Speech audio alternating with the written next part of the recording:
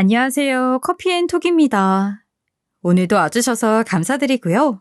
바로 사연 읽어보겠습니다. 사람들은 자신과 조금이라도 다르면 색안경을 끼고 바라보죠. 마치 보이지 않는 선이라도 있는 것처럼 한 발자국 물러서서 그 선 너머로 관찰하려고 하잖아요. 동물원의 동물을 바라보듯 말이죠.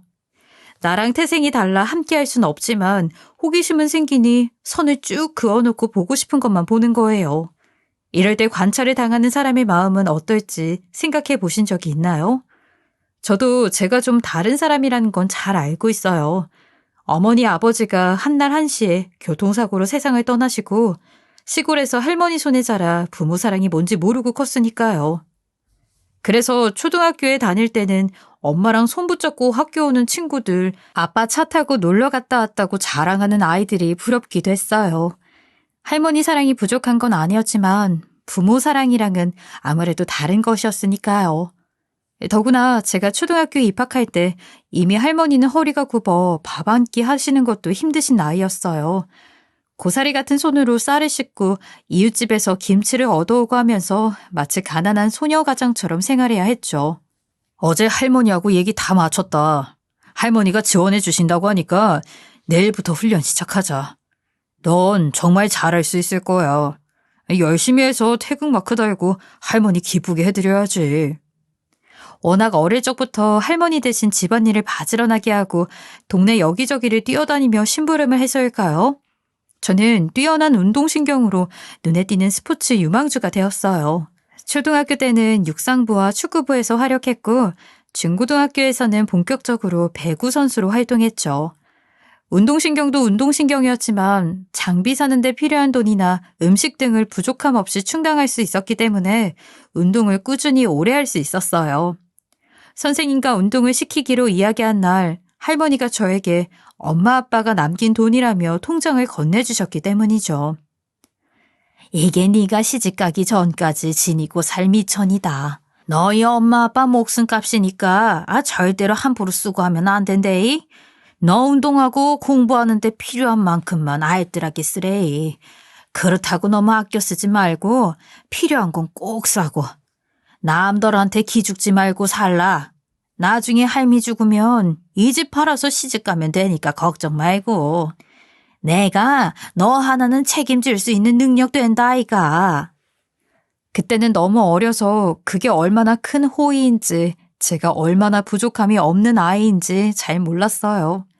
같이 운동했던 친구들이 돈 때문에 하나둘 운동을 그만두고 등록금 걱정에 대학을 못 가고 취직하거나 시집가는 친구들이 생기는 걸 보면서 제가 얼마나 유복하게 생활했는지 알게 됐죠. 그렇게 뒤늦게 철이 들면서 운동으로 성공해 할머니에게 효도하고 싶었는데 할머니는 그걸 못 기다리시고 제가 고3 때 돌아가시고 말았어요. 혼자 힘으로 장례를 치른 후 저는 더 이상 운동에 대한 의지가 생기지 않아 실업팀에 입단하지 않고 대학에 갔어요. 선생님이 경호학과가 좋을 것 같다며 추천해 주셔서 지원했죠. 준비 시간이 부족해서 합격할 수 있을까 걱정했었는데 다행히 합격했고 그 분야에서 인정을 받는 대학을 나와 졸업 후 취직도 무난하게 할 수 있었어요. 대기업 경호팀에 입사했는데 그곳에서 평사원으로 근무하던 남편을 만나 결혼까지 하게 됐죠. 할머니 말씀대로 할머니가 물려주신 집을 팔아 남들처럼 결혼 준비도 할 수 있었어요. 참 감사한 일이었죠. 그렇게 저는 별탈 없이 잘하고 결혼했지만 제 생각과 달리 남들처럼 보이지는 않았었나 봐요. 결혼할 때 시댁 식구들에게 인사를 간 날부터 쭉 저는 좀 특이하고 이상한 평범하지 않은 사람으로 보이고 있다는 걸 느꼈거든요. 할머니랑 둘이 살아? 지금은 혼자 살고? 어머나 세상에.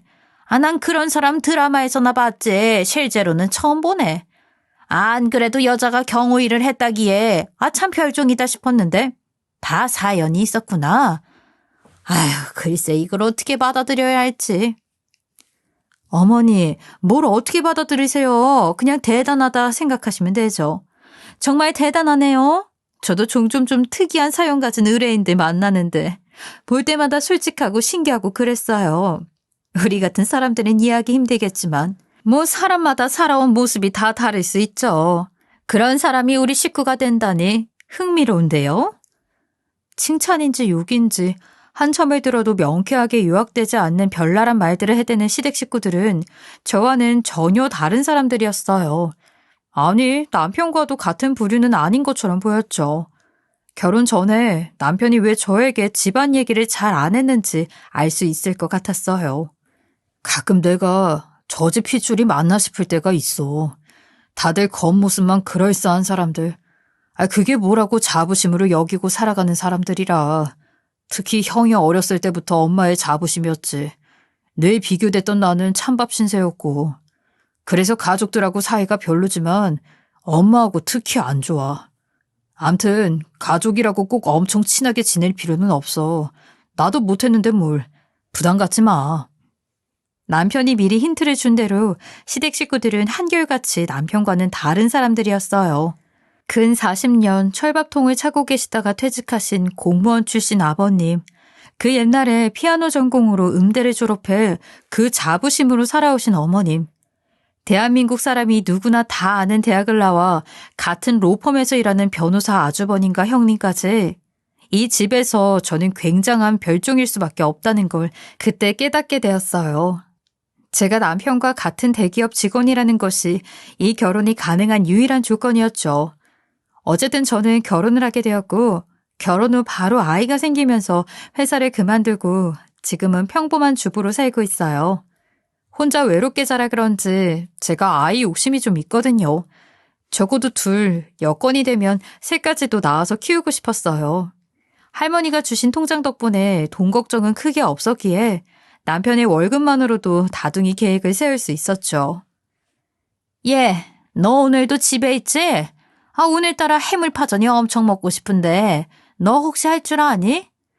내가 그 조미료 알레르기가 있어서 사 먹는 건 좀 그래서 말이야. 아니면 어디 호텔이나 레스토랑에서 해물파전 파는 데 있는지 알아봐 줄 수 있겠니? 하루는 첫째의 막달이 다가와서 동네를 돌며 운동하고 있는데 시어머니가 전화를 하셨더라고요.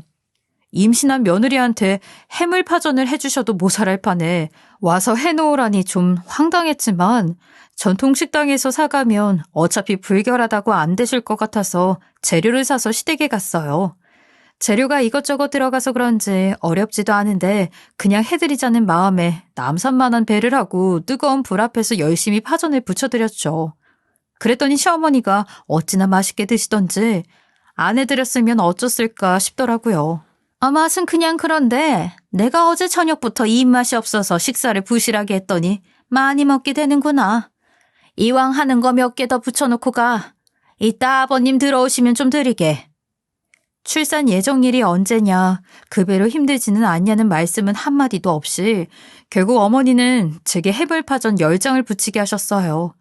하도 별별 일을 많이 겪고 살아 꽤나 강한 멘탈을 자부했던 저도 임신 때문에 호르몬이 반항을 하는지 그때는 기분이 좀 울적하더라고요. 그래도 꾹 참고 열심히 부치는데 문득 부침가루에도 조미료가 들어가지 않나 하는 생각이 떠올랐어요.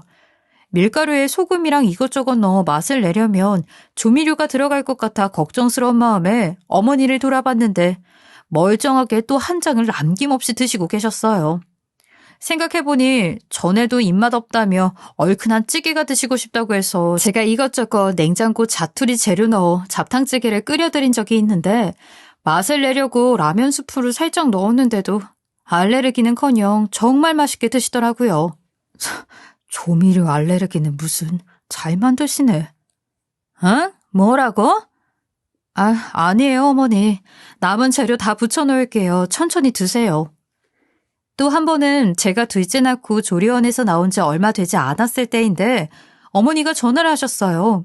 잘 나왔냐? 안 가봐도 되냐고 안부 묻는 전화인 줄 알았는데 황당하게도 어머니는 생각지도 못한 말씀을 하셨어요. 나 지금 친구들이랑 개모임하고 있는데 내가 깜빡하고 지갑을 안 갖고 왔지 뭐니? 너 혹시 200만 원 지금 가지고 와줄 수 있겠니? 현금으로. 한마디로 돈 뽑아오라는 소리였는데 죄송한데 갓난아기 데리고 나갈 수 없을 것 같다고 돈을 붙여드리면 안 되겠냐고 하니 날카롭게 대꾸하시더라고요. 내가 지금 돈 200이 없어 너한테 이러니? 현금 뽑으러 나갈 수 없는 상황이니까 이러겠지. 얘가 무슨 GCM이를 그지로 보고 있어? 그래 정말. 됐다. 별종을 집안에 들였더니 아주 내가 별소리를 다 듣고 살아. 끊자. 이제 몸을 풀어 갓난아기 데리고 나가기 힘들어서 드린 말에 왜 이렇게 나오시는지 정말 어이가 없었어요. 전화를 끊고도 찝찝하고 일이 손에 안 잡혀 결국 저는 갓난아기를 안고 집 앞 은행에서 현금을 뽑은 뒤 택시를 타고 어머니가 모임하시는 오피스텔로 가서 돈을 건네드리고 왔죠. 그랬더니 빠끔히 문을 열고 문틈으로 돈만 받고 들어가시면서 시어머니는 한마디 하시는 걸 잊지 않으시더라고요. 어머, 진짜 왔네? 그래 잘했구나. 내가 아주 크게 화가 날 뻔했는데 이번엔 그냥 넘어가마. 이건 나중에 줄게 그럼. 가봐라. 아참, 여자들끼리 얘기는 남자들한테 할 필요 없고 알았니?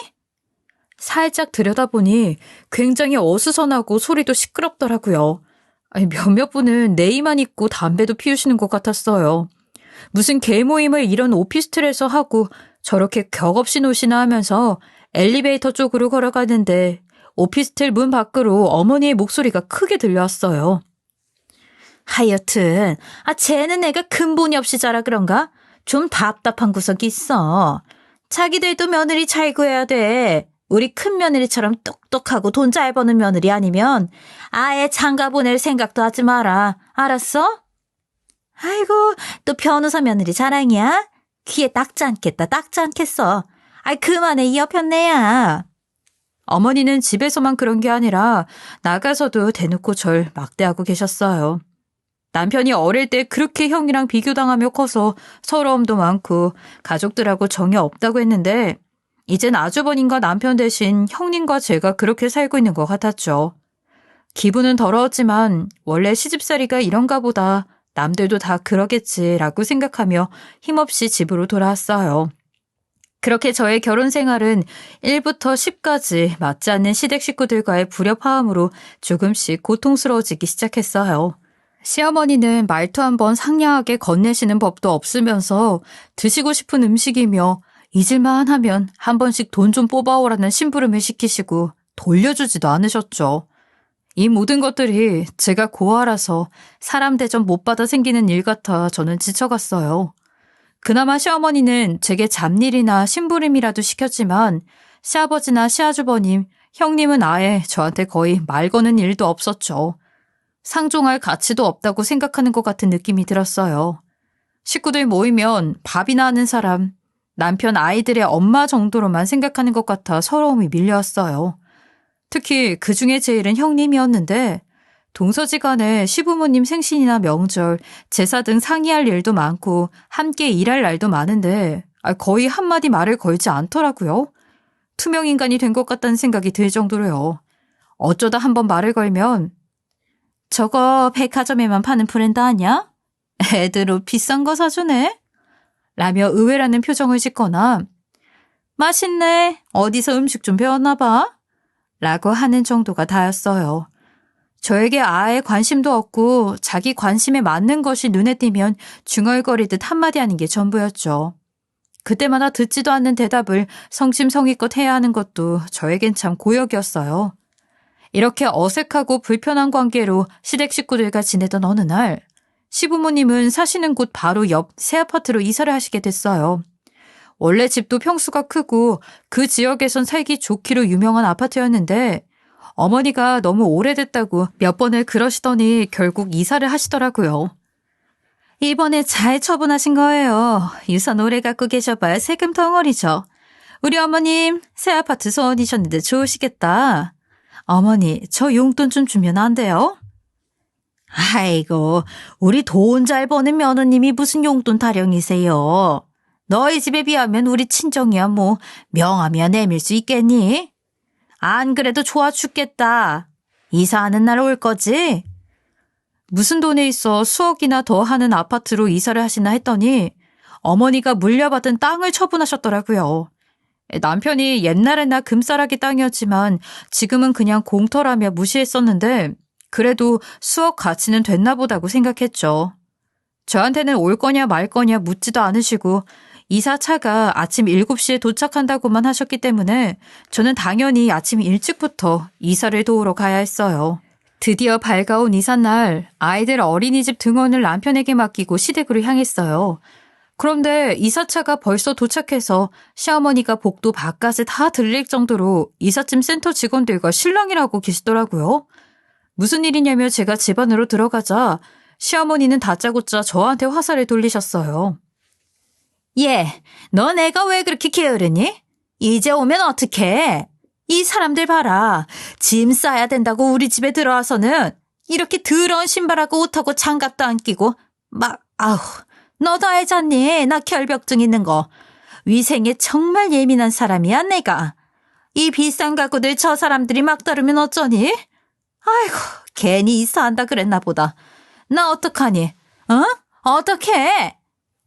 이사 처음 해본 사람처럼 요란을 떠는 시어머니가 이해가 가지 않았지만 어이없다는 듯 서 있는 이삿짐 센터 직원들에게 너무 죄송해서 빨리 해결 방안을 찾아야 했어요.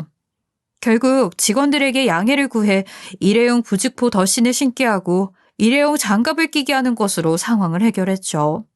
그렇게 우여곡절 끝에 새집으로 이사를 갔는데 어머니는 새집에 아예 사람들을 암들을 참으신 것 같더라고요. 예, 이 집에는 안 된다. 큰 것만 놓고 가라고 하고 네가 정리 좀 해라. 나 죽는 걸 보기 싫으면 어서 그렇게 해. 시어머니는 예민함이 극에 달아 히스테리를 부리기 시작했고 어쩔 수 없이 저는 센터 직원들에게 큰 짐만 내려놓고 가라고 해야 했어요. 얼마나 고개를 숙여 죄송하다 인사를 드렸는지 그날 밤 자는데 팔보다 고개가 더 아프더라고요.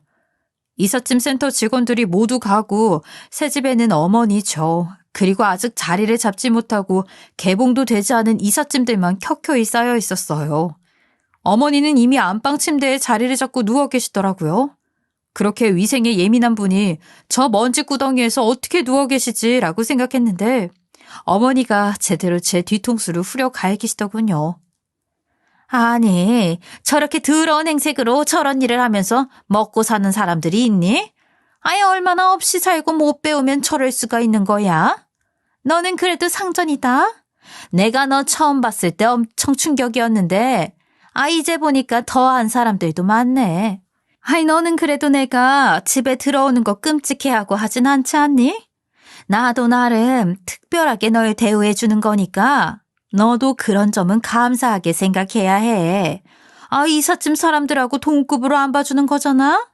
나 많이 애쓰고 있는 거다 너. 아무튼 네가 운동도 했고 그 뭐시기냐 경호? 뭐 그런 것도 했으니 힘이 세잖니. 나머지는 네가 어떻게 해서든 정리 좀 해주렴.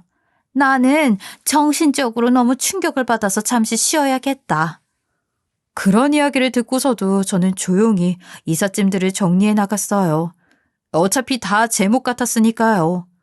이 집에서 저는 밥순이 짐꾼이라는 것을 어느 정도는 눈치채고 살고 있었으니까요. 그런데 아무리 그렇다고 해도 무게가 나가는 가전이랑 가구들은 저 혼자 힘으로 옮기기엔 좀 벅차더라고요. 그래서 남편에게 일찍 들어올 수 있냐고 문자를 보내고 있는데 문이 열려있던 새 집으로 형님이 들어오시는 거예요. 어머, 아직도 정리가 안 끝났어? 벌써 다 저녁인데 언제 다 끝내려고? 거실에 저밖에 없는데 인사 한마디 없이 들어온 형님은 서 있던 저를 지나쳐 곧바로 안방에 어머니께 가더라고요. 인사드리고 옷 갈아입고 나오겠거니 하고 하던 일을 다시 하는데 형님은 한참이나 지나도 방에서 나오지 않았어요.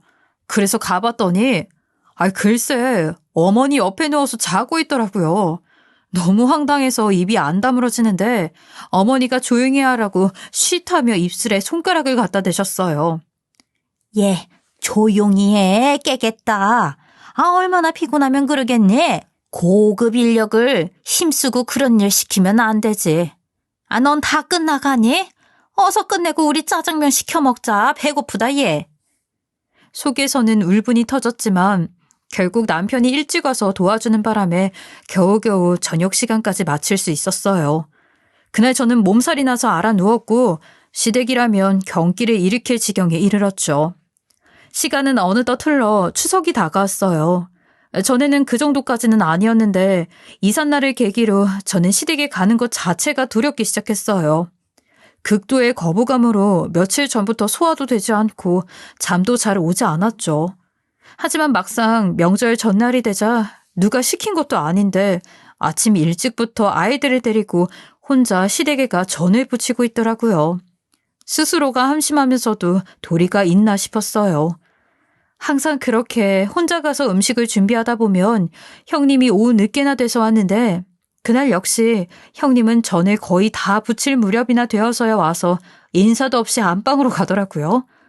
무슨 날도 아니고 오자마자 시어머니와 안방에서 한창 떠드는데 또 나와보지도 않는 거예요. 이제는 못 참겠다 싶어 뒤집개를 들고 안방에 쳐들어갔어요. 그랬더니 형님이 또 시어머니 침대에서 잠을 자고 있더라고요. 마침 시어머니가 다른 방에서 통화를 하시기에 저는 큰맘 먹고 형님을 흔들어 깨웠죠. 형님, 일 안 하세요? 같이 하셔야죠. 그러자 형님이 짜증이 잔뜩 섞인 얼굴로 잠에서 깨더니 절 보면서 막말을 쏟아붓기 시작했어요. 뭐 하는 거야? 지금 나 깨웠어? 네, 출근하는 날도 아닌데 늦게 오신 건 그렇다 쳐도 일은 같이 하셔야죠. 여기서 주무시고 계시면 어떡해요? 저만 며느리 아니잖아요. 뭐? 이게 보자 하니까 내가 너랑 레벨이 같니?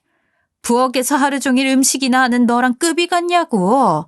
그냥 생각해서 말 안 하고 있으니까 이게 아예 못 알아듣네? 내가 뭐라고 감히 날 깨워? 기가 막혀서 헛웃음이 절로 나오는데 마침 통화를 끝낸 시어머니가 안방으로 들어오셨어요. 아니 너 지금 뭐 하는 거야? 내가 하지 말라고 했다. 매일 머리 쓰는 힘든 일 하면서 돈 많이 버는 앤데 꼭 그런 일까지 시켜야 하겠어? 너도 참 정도 없고 생각도 없어. 어디서 변호사 형님한테 감히 같이 일하자 어쩌자? 참네. 말이 나와서 말이지. 네가 우리 집에서 하는 일이 뭐가 있니?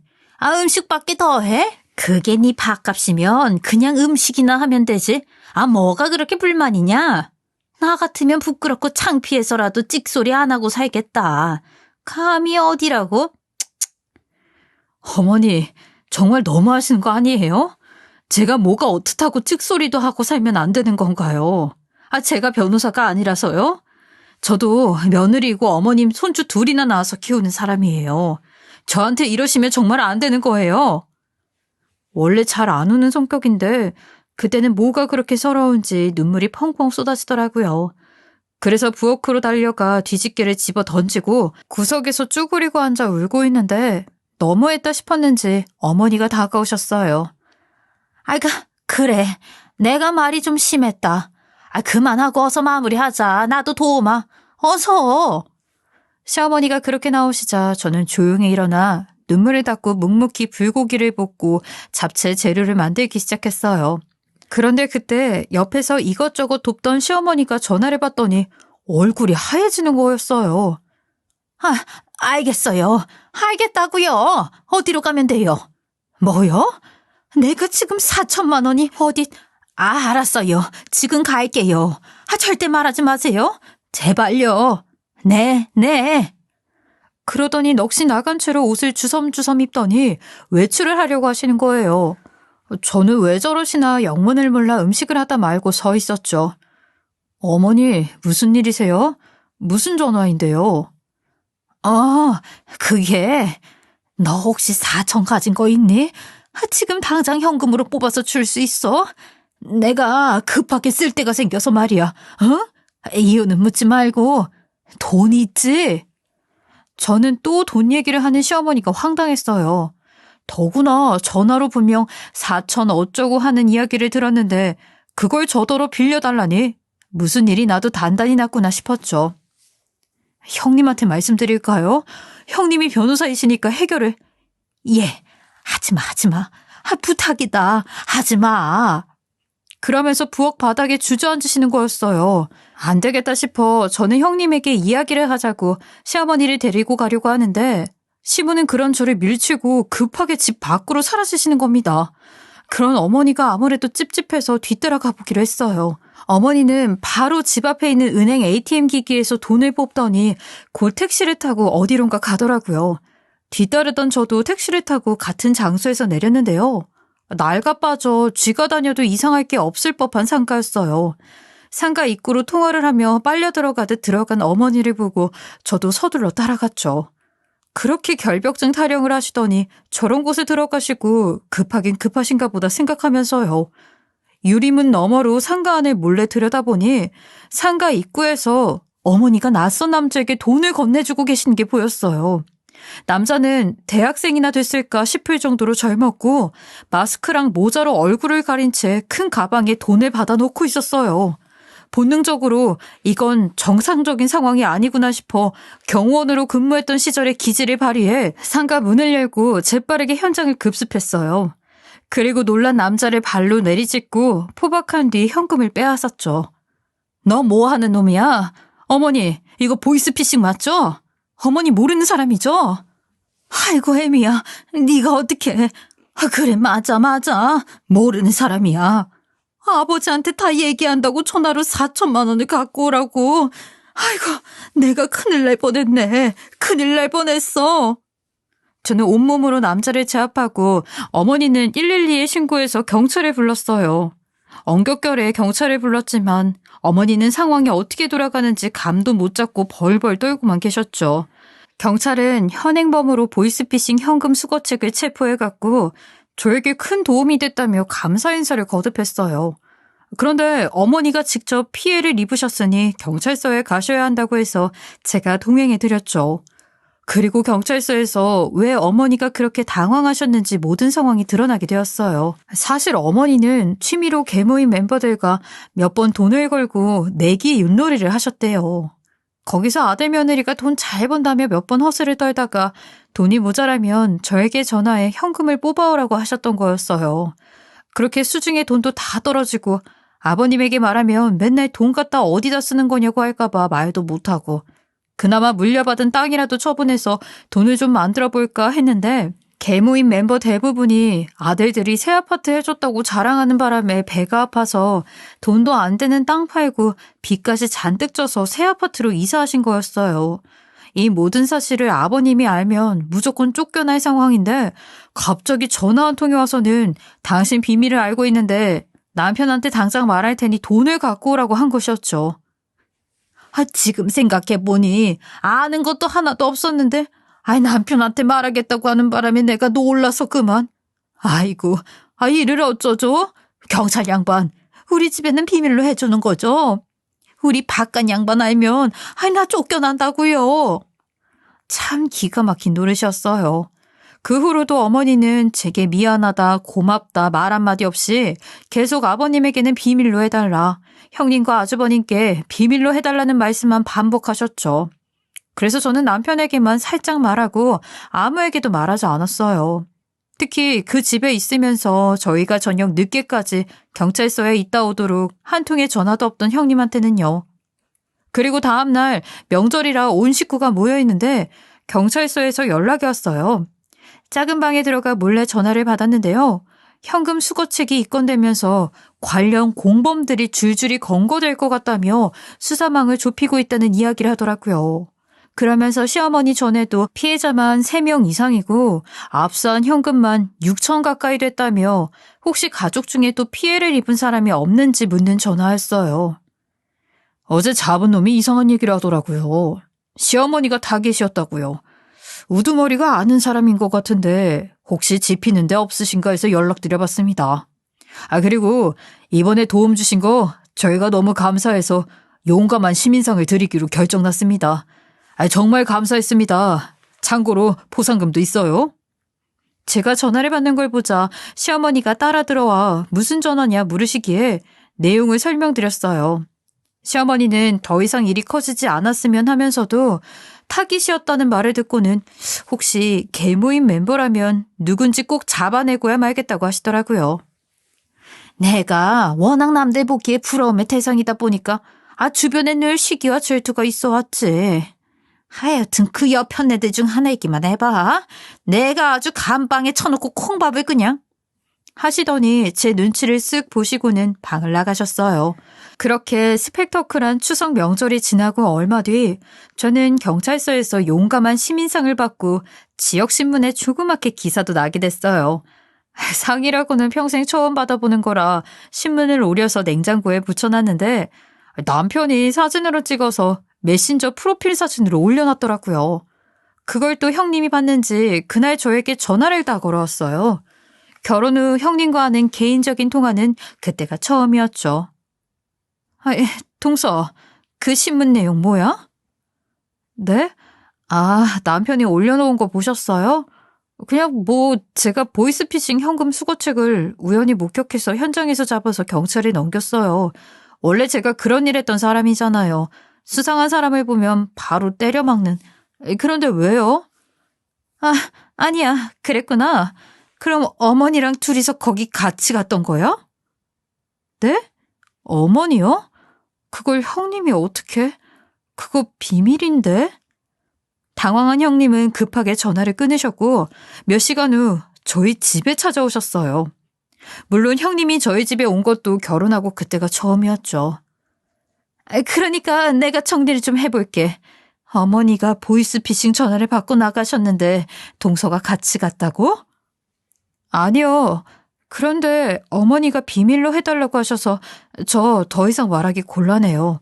남편한테도 프로필 사진 내리라고 해야겠어요. 지금 그게 중요해? 노은점이 뭔지 몰라? 참 답답하네. 됐고 빨리 대답이나 해. 둘이 같이 돈 들고 현장에 간 거야? 상가 로비로? 형님은 마치 범인 취조하듯 절 다그쳤어요. 욱하는 마음에 저도 까칠하게 대답했죠. 아니라고요. 어머니가 먼저 가시고 제가 수상해서 뒤쫓아갔다고요. 그런데 상가인 거는 또 어떻게 아셨어요? 그래서 범인은 잡혔대? 그 수거책 말고 우두머리. 거의 잡았대요. 경찰은 계속 어머니와 가까운 인물일 거라고 하더라고요. 한두 건 한 게 아니라서 잡히면 중형 나오고 언론에도 뜰 거라고 해서 매일 뉴스 보고 있어요. 그 순간 형님은 갑자기 사시나무 떨듯 벌벌 떨더니 중얼중얼거리기 시작했어요. 그러더니 바닥에 엎드리고 누워서 고개도 들지 못하고 오열을 하기 시작하더라고요. 미친 사람처럼 갑자기 그러는데 너무 무서웠어요. 형님, 왜 그러세요? 놀라신 거예요? 저희는 괜찮아요. 돈도 안 뜯겼고 어머니도 식구들만 모르면 된다고 형님은 제 말이 귀에 안 들어오는 듯 미친 듯이 오열하며 중얼거리다가 이내 정신을 차리더니 조용히 집으로 돌아가셨어요. 모셔다 드린다고 해도 한마디 대답도 없이 그냥 가시더라고요. 가야 돼 라는 말을 몇 번이나 반복하면서요. 그러더니 저녁 때가 되어 경찰서에서 전화가 왔어요. 우두머리가 드디어 집에서 검거됐는데 바로 형님이었다고요. 처음엔 무슨 말인지 몰라 한참을 되물었는데 알고 보니 형님이 사람을 고용해 시어머니에게 보이스피싱 사기를 친 거였더라고요. 이 황당한 얘기를 어떻게 어머니에게 전해드릴까 고민하고 있는데 옆에서 듣고 있던 남편이 어머니를 모시고 경찰서에 가자고 했어요. 어머니도 정신 차리시고 형수와 손절해야 한다고요. 그래서 저희 부부는 어머니에게 범인을 찾았다며 모시고 경찰서로 갔고 어머니는 계모임 멤버 중 한 분을 의심하면서 신나게 따라가셨어요. 그런데 그곳에서 조사를 받고 있던 초라한 몰골의 형님을 보자 충격을 받고 그 자리에서 쓰러지시고 말았죠. 저게 어떻게 나한테? 나는 그것도 모르고 내가 늑대를 키우고 있었네. 아이고, 이걸 어째? 사연인즉슨 형님은 그 무렵 여러 소송에 패소하면서 직장에서 위기를 맞았고 궁지에 몰려 독립을 준비하고 있었어요. 평소 워낙 씀씀이가 컸던지라 모아놓은 돈은 없고 마침 친정 아버지 사업까지 경영 악화를 겪으면서 돈 나올 구멍이 없자 형님은 시댁에서 돈을 끌어올 방법을 모색하기 시작했어요. 그때 보이스피싱 아이디어가 떠올랐고 대학생을 고용해 수거책을 하게 한 뒤 연습 삼아 몇몇 지인들을 상대로 돈을 뜯어냈던 거죠. 마지막으로 어머니에게 큰 돈을 뜯어내기 위해 연습까지 하는 치밀함을 보인 거예요. 수거책의 자백에 의하면 처음엔 4천으로 시작해 어머니 약점을 알아내는 대로 액수를 조금씩 올려나갈 계획이었는데 제가 끼어드는 바람에 일이 꼬여버린 거래요. 저는 변호사라는 사람이 시어머니 등쳐먹으려고 범죄까지 저질렀다는 사실이 믿어지지 않았어요. 형님의 만행도 괘씸했지만 이 모든 사실을 아버님이 알게 될까봐 전전긍긍하시던 어머니는 더 이해가 안 갔죠. 내 남편만 정상인 집안에 시집을 와버렸구나 싶었어요. 결국 형님은 구속되었고 변호사 자격이 박탈됐어요. 아주버님은 창피해서 못 살겠다며 아이들과 캐나다로 떠나셨죠. 그래도 와이프인데 뒤도 돌아보지 않고요. 상황이 이 정도까지 이르자 아버님도 마침내 사건의 내막을 알게 되셨고 어머니와 이혼하겠다고 선언하셨어요. 하지만 제가 중간에서 잘 설득해서 이혼까지는 가지 않으셨죠. 그동안 미안했다. 우리가 미안했어. 이 집안에서 사람 같은 사람들은 너희 식구뿐이구나. 내가 참 부끄럽다. 한동안 말도 잘 안 섞었던 며느리 앞에서 아이처럼 우시면서 시아버님은 진심으로 사과하셨고 어머니가 제게 가져가 갚지 않으신 돈을 모두 갚아주셨어요. 그리고 대출이 한참 껴있던 새 아파트는 팔고 작은 평수의 오래된 아파트로 이사하셨는데 이삿 날 저는 부르지 않으시더라고요. 아이, 너까지 올 거 없다. 짐도 별로 없고. 여기 이삿짐 센터에서 다 해주는데 뭘. 아이들 보는데 힘들 텐데. 그럼 넌 쉬어라. 여긴 걱정 말고. 그렇게 저희 가족은 온 동네 소문까지 다 나고 엽기적인 변호사 큰며느리로 인해 풍비박산이 났지만 명절마다 맛있는 음식을 나눠 먹으며 남은 가족끼리 잘 지내고 있답니다. 명절마다 맛있는 음식을 나눠 먹으며 남은 가족끼리 잘 지내고 있답니다. 여전히 음식 담당을 하는 저희지만 시부모님이 잘해주시니 밥순이라는 생각은 들지 않아요. 그나마 다행이죠. 색안경을 벗기만 해도 이 세상은 그래도 살만한 것 같아요. 여러분도 저처럼 묵묵히 자기 자리에서 더 큰 행복을 기다려보시길 바랍니다. 제 이야기 들어주셔서 감사합니다. 지금까지 커피앤톡이었습니다. 오늘도 끝까지 함께 해주셔서 감사하고요. 다음 영상으로 또 찾아뵙겠습니다.